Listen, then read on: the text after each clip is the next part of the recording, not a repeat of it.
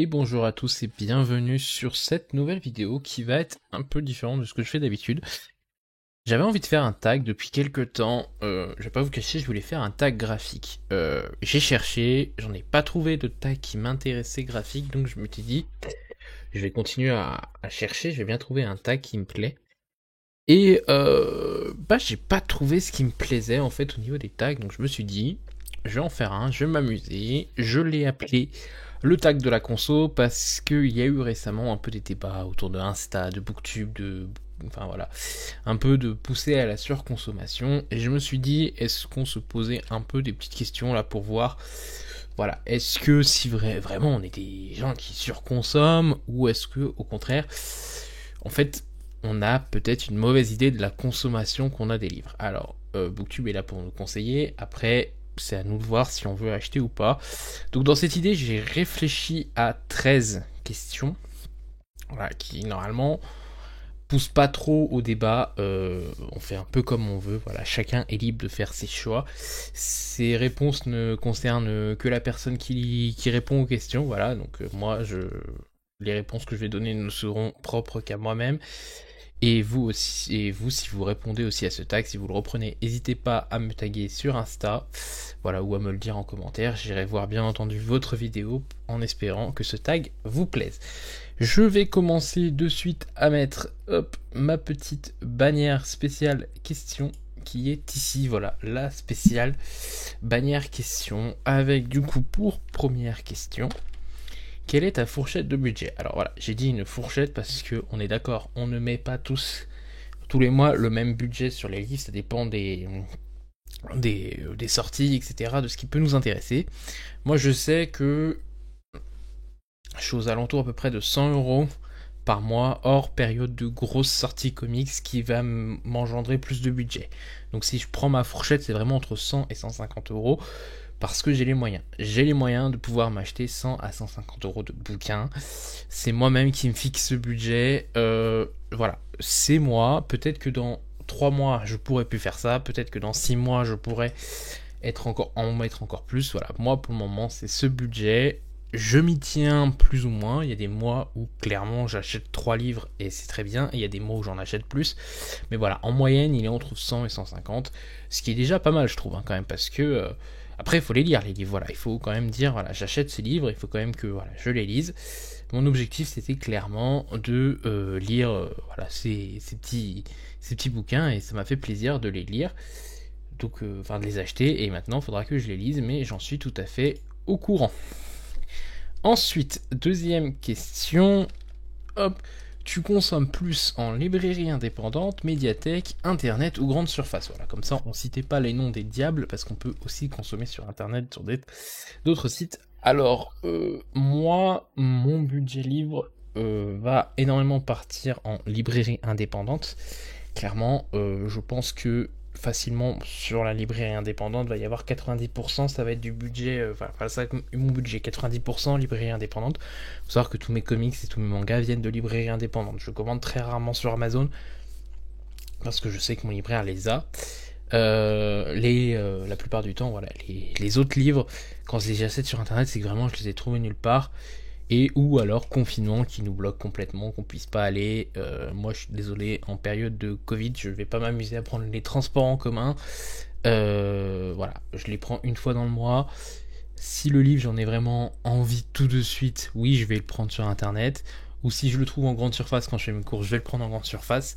Mais la plupart du temps, j'attends la fin du mois et quand je retourne à ma librairie, voilà, j'achète à ce moment-là. En médiathèque, je le fais de plus en plus. Le problème que j'ai moi avec la médiathèque, c'est qu'il faut rendre le livre dans un temps donné.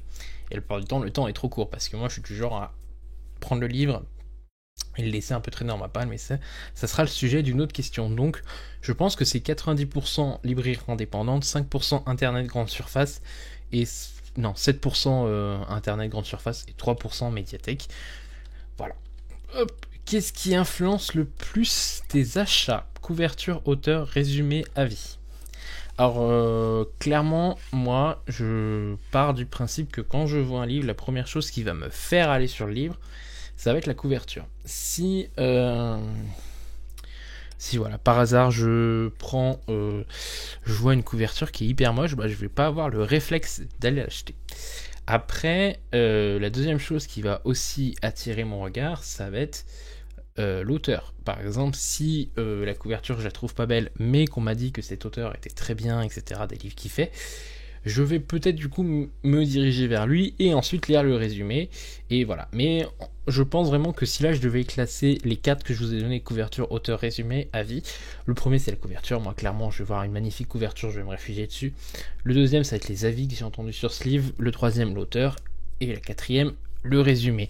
Sachant que je fais partie de ces gens qui parfois n'aiment pas lire les résumés. C'est-à-dire que je sais que si je lis un résumé, il y a moyen que je me spoil, que j'apprenne des choses que je ne devais pas apprendre, que je devais découvrir par moi-même. Je pense par exemple au dernier qu'on a lu en lecture commune avec Céline, Caro et Sève, qui était du coup le Bureau des affaires occultes. Clairement, ce livre, voilà, il fallait pas lire la quatrième de couverture.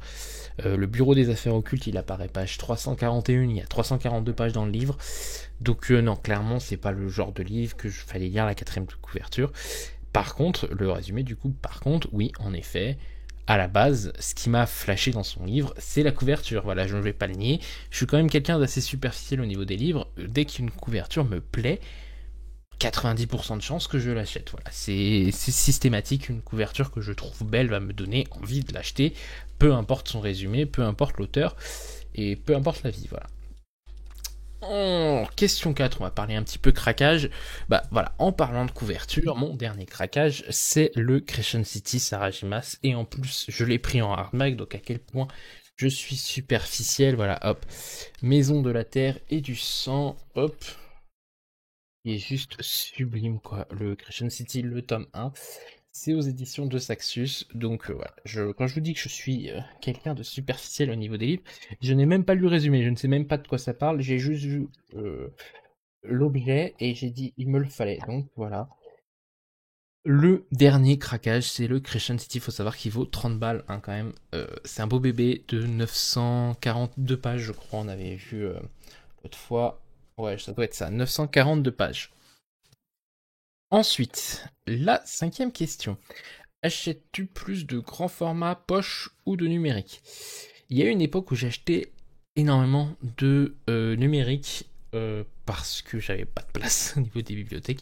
C'est d'ailleurs pour ça qu'est arrivée cette bibliothèque hein, que vous voyez en bordel parce qu'en fait je suis en plein déménagement. Mais à la base, voilà, j'ai acheté beaucoup de livres numériques parce que j'avais pas de place avant que cette bibliothèque arrive. Maintenant que j'ai un peu plus de place et j'ai tendance à plus acheter de poche. En fait, le calcul, pour moi, il est très simple. Un franc format, 23€, un poche de 6 à 9€. Donc, autant vous dire que quand je peux acheter 2 poches à la place d'un grand format, voilà. Hein, c'est ce qui, voilà, j'ai quand même un gros budget livre, mais si je peux avoir plus de livres, plus de stock, voilà, on va pas se le mentir, j'achète plus de poches que de grands formats. Et les numériques aussi, j'en consomme beaucoup. J'en achète aussi pas mal, surtout quand il y a des remises. C'est le moment où je craque un peu mon porte-monnaie. Et puis le numérique, c'est... Je sais pas, mais moi par exemple, je suis parti un mois vivre chez mon père, là, pendant le confinement. Alors j'avais pris beaucoup de livres avec moi, mais je me souviens que si j'avais envie d'un livre, je pouvais le faire parce que j'avais ma liseuse, hein, qui n'était pas en bibliothèque, il fallait le commander, etc. Clairement, j'ai ma liseuse, je l'achète et on n'en parle plus. Voilà. Ensuite, la question 6. Que fais-tu des livres que tu as lus ou que tu ne liras pas, le unhaul? Alors, les livres que j'ai lus, la plupart du temps, moi je suis quelqu'un qui garde ses livres. J'ai énormément du mal à donner les livres.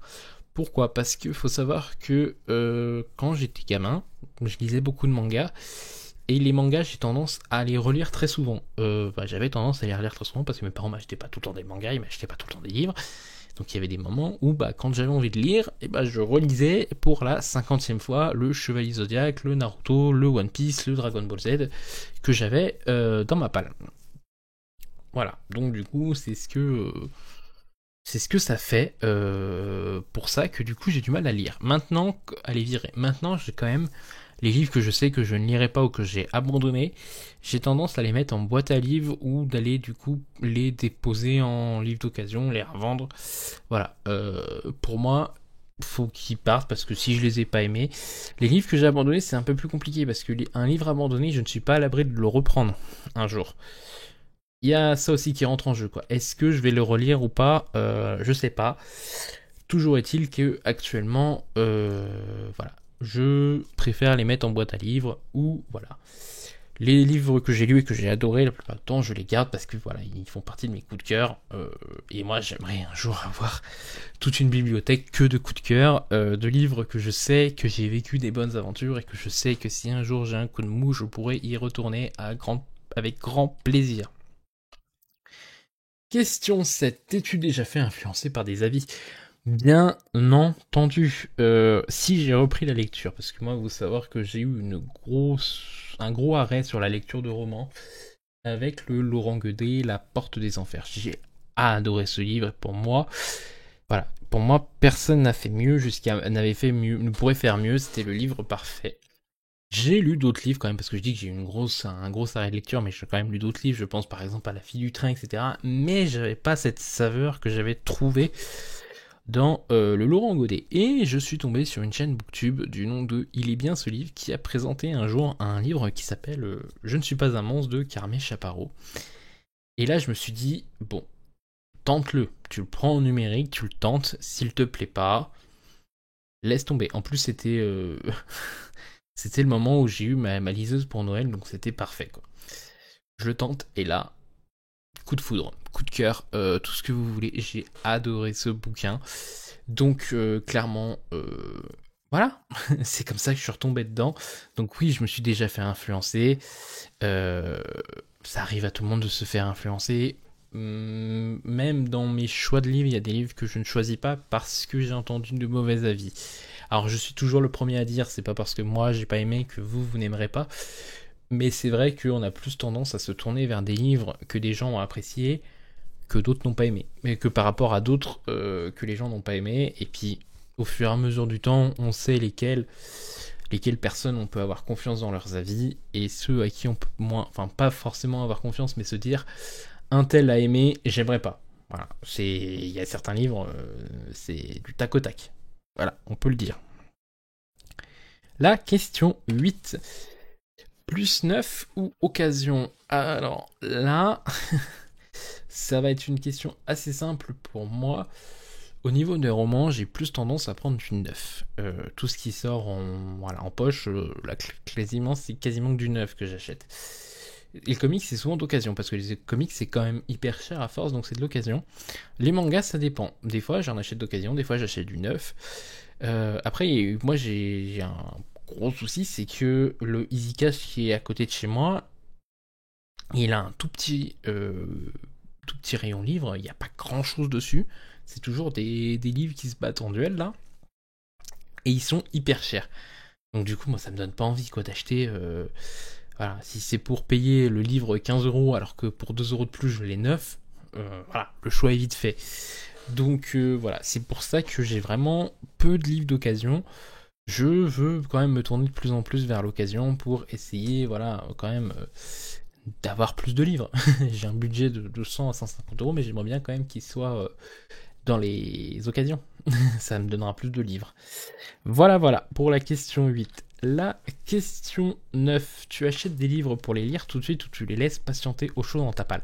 Donc là, c'est par rapport à ce que je vous disais en médiathèque, pourquoi le système de médiathèque ne me convient pas. C'est parce que moi, j'achète un livre, il me fait énormément envie, mais c'est très rare qu'il sorte tout de suite. C'est très très rare. La plupart du temps, il va y rester 1 mois, 2 mois, 3 mois, 6 mois dans la palle. Il va traîner au chaud, tranquillement, et puis un jour, je vais avoir envie de le lire et de le sortir. Puis je suis quelqu'un en plus qui prévoit ses lectures, en fait, qui se dit celui-là, je vais lire en fait, je me pose genre vers la moitié du mois et je me dis celui-là, je le lirai bien en juin. Enfin, du coup, par exemple, là en mai, je me pose le 15 mai, je me dis lui, je le lirai bien en juin, lui, je le lirai bien en juin, etc. Et du coup, ça fait que quand je l'achète pour juin, les livres, vous allez attendre parce que du coup, tant que je vous ai pas choisi, j'avais déjà prévu d'autres.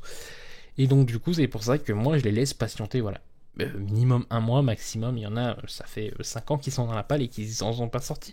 C'est malheureux, mais il y a des titres comme ça, et c'est pour ça que je pense que peut-être je vais commencer à me mettre, parce que j'ai rentré une partie de ma palle, une grosse partie de ma palle sur Livre Addict, et j'ai pas le réflexe encore que quand j'achète, je note sur Livre Addict ce que j'ai. Et peut-être que du coup là je vais un peu me pousser à le faire en achetant voilà, en mettant un aléatoire et sur Livre Addict, et en gros un livre aléatoire, et le livre qui me proposera ça sera celui que je lis. Bon évidemment si c'est un tome d'une saga je referai un aléatoire, mais je pense que je vais faire ça pour quand même faire sortir des livres un peu vieux de ma palle, mais c'est sûr que les nouveaux, c'est très rare que je les sorte tout de suite. Il y a vraiment très peu de bouquins que j'ai acheté, aussitôt lu, quoi. Je pense que ça se compte sur les doigts d'une main, hein, les livres que j'ai fait ça. Achètes-tu, bah tiens, on parlait des sagas. Achètes-tu plusieurs titres d'une saga ou d'un auteur avant d'en avoir lu un, ou tu patientes? Alors ça dépend. Il va y avoir des livres où je vais me dire, cet auteur, je vais en lire un, deux ou trois. Les sagas, par contre, je le fais jamais. Les sagas, c'est j'achète le tome 1, je teste la saga si ça me plaît ou pas. Si ça me plaît pas, j'abandonne. Après, moi, j'ai les réflexes du manga de toujours me dire, lis-en au moins 2 ou 3. Bon, à part que si la saga c'est une trilogie, clairement, je vais pas l'acheter la trilogie, je vais en acheter qu'un. Mais si c'est par exemple, je pense au Chevalier d'Émeraude, bon, je les avais déjà lus en bibliothèque, au CD quand on était au collège. D'ailleurs, le tome 1 avait dû être lu pour mon année de collège, mon français. En français, on nous l'avait fait lire. Par contre, ouais, voilà, je n'aurais pas acheté les 12 tomes d'un coup. Je suis pas faré. Je suis pas taré. Pour ce qui est du coup d'un auteur, j'ai plus tendance à me dire, surtout un auteur qui va faire des one-shots, j'ai plus tendance à en choisir 2 ou 3 pour voir. Quand même pour tenter, voir si ça me plaît. Parce qu'on n'est jamais à l'abri que un chef-d'œuvre sur un livre, et puis les autres, voilà, ou l'inverse, ou c'est pas bon. C'est pour ça que moi j'aime bien ce ratio de 3 livres. Je donne 3 chances à l'auteur. Alors c'est certes, je vais pas lire les 3 livres d'un coup, hein, clairement, j'aime bien espacer aussi mes lectures entre auteurs, enfin entre livres du même auteur, mais j'ai tendance à me dire, allez, je vais le lire. Et puis voilà. Voilà, par exemple, pour cette question 10, je patiente. Je me jette rarement dessus, mais je patiente, où je me dis, bon, j'en ai 2 ou 3 dans la palle, c'est le moment de me lancer quand même. Hop, ensuite, la question 11. Est-ce que tu es un auteur ou une chouchou? Bah, auteur ou autrice, bien entendu, une autrice chouchou, est-ce que je dois encore le dire? Louise May. Clairement, Louise May, c'est mon rituel. En mars, j'en lis au moins un. Voilà, c'est mon rituel. Le mars, c'est le mois de la femme. Pour moi, qui dit femme dit Louise May. Je lis un livre de Louise May. Je suis désolé, je me suis gratté l'oreille parce que voilà, transpiration, tout ça. Mais voilà, Louise May, clairement, absolu Louise May. Tous les mois de mars, j'en lis au moins. J'ai lu Les Ravagés, j'ai lu La Deuxième Femme. L'année prochaine, ça sera Les Ordres Invisibles. Et après, ça sera en brun. Voilà. Un par mois, elle n'a pas une bibliographie énorme, donc un par mois, un par an. Du coup, ça lui laisse le temps d'écrire d'autres histoires, et moi, ça me laisse le temps d'en profiter. Voilà. Et en ME, alors, je me permets sur cette ME, parce que du coup, voilà, j'ai acheté quasiment tous leurs titres de fantasy, et je vais continuer à acheter tous leurs titres de fantasy, parce que j'adore cette maison d'édition. Certes, je suis pas d'accord avec tout ce qui se passe, hein, le fait qu'ils suppriment les mauvais avis, etc. Les problèmes de traduction, les problèmes d'édition, etc. Mais ce qu'ils font aussi aux libraires, hein, parce que clairement 90% des stocks des éditions collector de Saxus finissent chez Amazon et la Fnac. Donc comme ça, c'est fait. Mais je sais que voilà, ils sortent des titres de fantasy qui, moi, m'évitent de les lire en VO. Je peux lire en VO, voilà, j'en suis tout à fait capable. Je le fais déjà beaucoup au travail. C'est quelque chose qui, moi, me saoule, en fait, parce que quand je lis en VO, j'ai l'impression de retourner au travail, et c'est un truc qui ne m'intéresse pas. Donc, du coup, je me limite. Et Et donc, Deux Saxus me permet de lire de la fantasy en VF, même si on est d'accord, la traduction n'est pas tout le temps parfaite. D'ailleurs, dans celui-là, là, je suis en train de penser, ils ont fait un petit truc qui, moi, me plaît, et j'espère qu'ils le referont de temps en temps. Ils nous ont mis un petit truc rouge, là, pour un petit tissu pour faire marque-page, et ça, j'adore, je valide, j'espère qu'ils le feront pour d'autres livres. Ensuite, question suivante, qui est la question 12. Je vais pas zapper la 11, c'est bon. Non. Est-ce que tu craques pour les nouveautés ou tu préfères lire des livres plus anciens? C'est les deux, moi. J'ai pas de préférence entre livres plus anciens ou nouveautés. Je vais avoir parfois envie de lire une nouveauté, mais ça me dérange pas des fois de sortir un livre de ma palle qui est sorti il y a des années et que j'ai pas lu à ce moment-là et que j'ai trouvé parfois voilà en grande surface, un livre qui est sorti il y a 10 ans. Il était en grande surface, il traînait et puis je l'ai pris. Alors après, j'irai pas jusqu'à lire des classiques. J'ai vraiment du mal avec les classiques. Rayana, qui en parle très souvent sur les lives de Séverine, elle les vend très bien. Et elle m'avait fait toute une... Voilà, on avait fait un live où elle était venue après. Et elle avait parlé des classiques qui, elle, lui pensait que c'était bon pour moi de les lire. Et je sais pas. Je n'y arrive pas à me dire je vais lire un classique. Un jour, il faudrait que je me mette un coup de pied au fessier pour aller en lire un, parce que je n'arrive pas à me challenger, à me dire allez, ce mois-ci, je lis un classique. C'est vraiment compliqué, parce que je pense que j'ai tellement ces traumatismes d'étudiant, en fait, où on m'a forcé à lire des livres que voilà. Et je pense peut-être que voilà, c'est pas mon moment de lire un classique. Tant que je ne le sentirai pas, je n'en lirai pas, parce qu'il faut pas oublier que la lecture est aussi un plaisir. Donc je vais laisser le plaisir arriver avant de me jeter sur quelque chose que je ne sentirai pas et que du coup je vais perdre l'envie de le lire. Voilà, ça serait bête de partir sur un mauvais sentiment avant de commencer un livre. Donc lire des livres classiques, non. Après, livre ancien, voilà, si un livre est sorti il y a 10 ans, moi, des fois, voilà, il y a des livres. Il y a 10 ans, j'avais quoi? J'avais 14 ans. Pardon, je vous ai mis la question d'après. Il y a des livres, voilà, il y avait 14 ans, je les lisais pas. J'avais 14 ans, je les lisais pas ce genre-là. Et j'ai pas envie, voilà, de mourir bête. Donc parfois, je vais lire des romans qui sont un peu plus anciens. C'est un peu aussi à ça que sert la médiathèque. C'est qu'ils vont proposer aussi des romans plus anciens et que j'ai entendu parler et que du coup, je vais me jeter dessus. Voilà, après, c'est mon sentiment. Est-ce que ta palle... C'est la dernière question, d'ailleurs, la question 13. Est-ce que ta palle est un frein à tes achats? Clairement, moi, non. Parfois je me dis, bon Dorian c'est pas sérieux, t'as déjà une palle assez grande, t'as pas besoin d'en acheter plus, etc. Et puis quand je vois le bouquin, je me dis, ouais mais j'ai envie d'acheter un bouquin, donc je l'achète. C'est clairement, en fait si vous voulez, moi je me souviens d'il y a un an, on était tous confinés, où on pouvait plus aller acheter en librairie, où il y avait des gens qui achetaient 2-3 livres, avaient acheté 2-3 livres et avaient que ça en stock. Bah ouais, mais moi, j'ai passé mes meilleurs moments de lecture pendant ces moments-là. Alors, il y en a qui ont eu des pannes, etc. Je dirais pas le contraire, moi j'ai eu aussi des pannes de lecture, mais j'ai sorti des comics que je ne pensais jamais sortir. Je pense tout de suite à l'ère d'Apocalypse, voilà, des X-Men, que j'avais sorti en mars, que j'avais lu, que j'avais adoré lire, le découvrir, j'étais à fond dedans.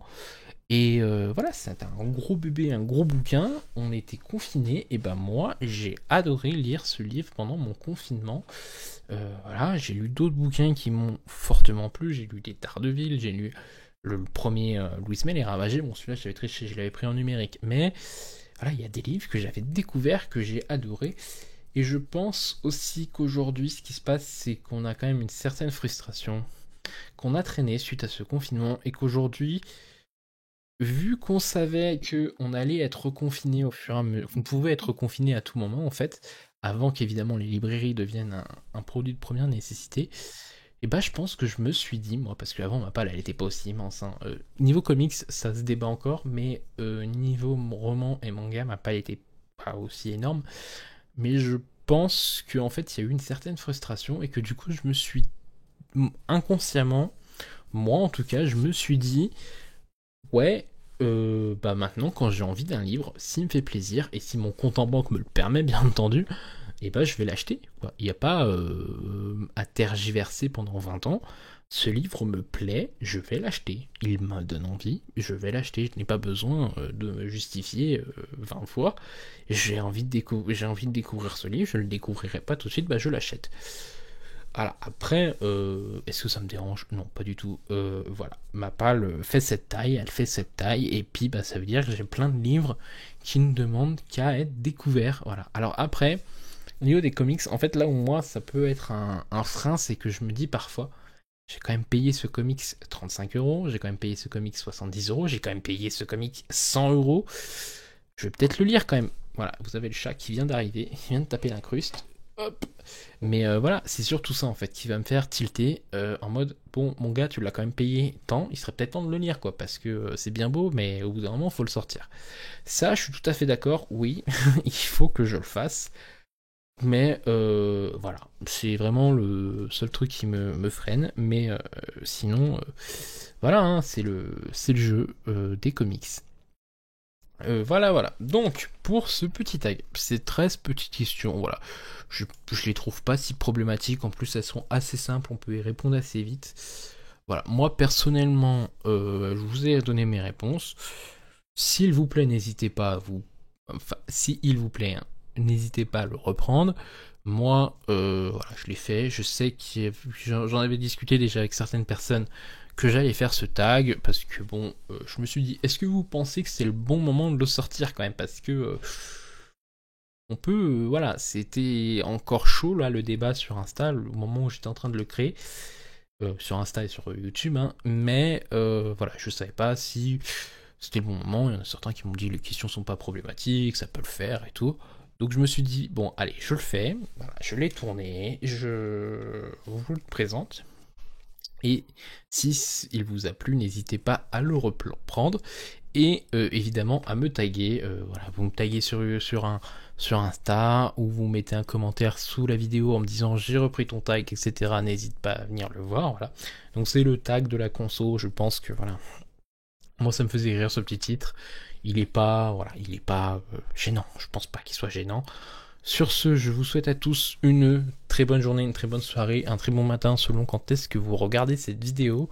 Et on se retrouve très vite pour une prochaine vidéo, un prochain bilan. Je ne pense pas que je... Alors maintenant, voilà, je vous le dis ici, hein, en dehors du tag, je ne ferai plus de pile à lire en vidéo parce qu'en fait je m'y tiens pas, je me ridiculise en fait en vidéo, ça sert à rien. J'arrive vers vous, je vais vous dire, ah, je vais lire ça, je vais lire ça, je vais lire ça. Et au bout du mois, j'ai plus envie de lire ce que j'ai mis. Voilà, arrivé au milieu du mois, en fin de compte, je me dis, mais pourquoi j'ai mis ça? Ça ne m'intéresse pas. Et puis surtout, après, je me dis, oh, je vais me ridiculiser parce que du coup, je les ai pas lus. Donc, je ne ferai plus de pales, de pioches ou de piles à lire. Ça sera vraiment, voilà. Aujourd'hui, j'ai plus envie de me poser la question, le 15, qu'est-ce que je vais lire ce mois-ci? Surtout qu'en plus, je fais surtout beaucoup de lectures communes en ce moment. Vous allez voir, il y en a beaucoup qui traînent. Déjà, à partir du 1er juin, on commence celle du 22-11-63. Voilà, je vais avoir plusieurs lectures communes qui vont tourner, mais voilà, c'est toujours un plaisir de le faire. Moi, voilà, ça me plaît. Je pense que je vais peut-être me faire un planning DLC là, parce qu'en ce moment, j'en fais un peu à droite à gauche, mais voilà, je vais surtout faire des lectures communes. Sur ce, je vous souhaite à tous une très bonne semaine. À très vite. Bye tout le monde.